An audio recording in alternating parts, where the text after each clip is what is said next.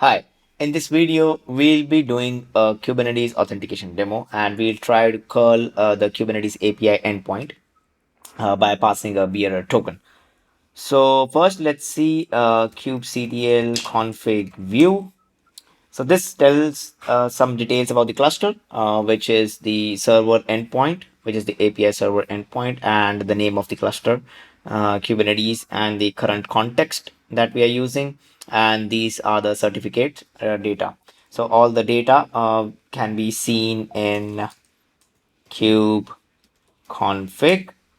So you can see the data, the certificates, and the cluster certificate authority data.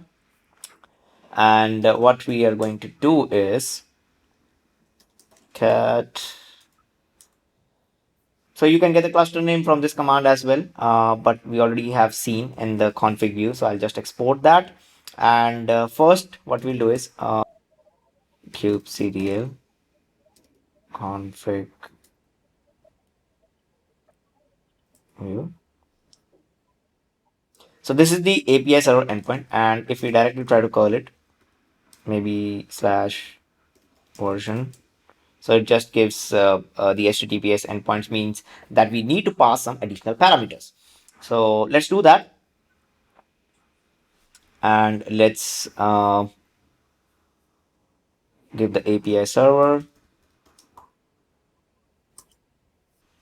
I mean, you can use this simple command as well, which gives you the API server endpoint. And now what we'll do is in Kubernetes, when the cluster is created, so there is a secret which is created. So in this particular case, it is default. So what we want is the token. So if we do kubectl get secret and we select this particular secret. Now this is the encoded token and we need to decode it. So we need the decoded token and we need to pass that as a header when we are doing the curl command to the API server. So let's do that. And very simple command for that is this. So we get the secret and the service account token and we store that. So we have the cluster name, we have the API server, and we have the token. Now let's do the curl command. So now again we'll do the curl command, but this time we are going to pass the CA cert and we are going to pass the header. And in the header, we'll give the authorization bearer token, and so that we tell that the particular user that is trying to access the API server is genuine, and the API server will check the authenticity, the authentication via the token that is passed, and the command should work. And so we would be able to make a call.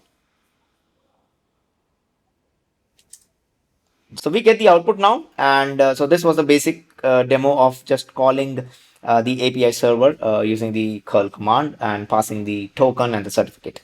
So that's it for this lecture. Thank you for watching. See you in the next one.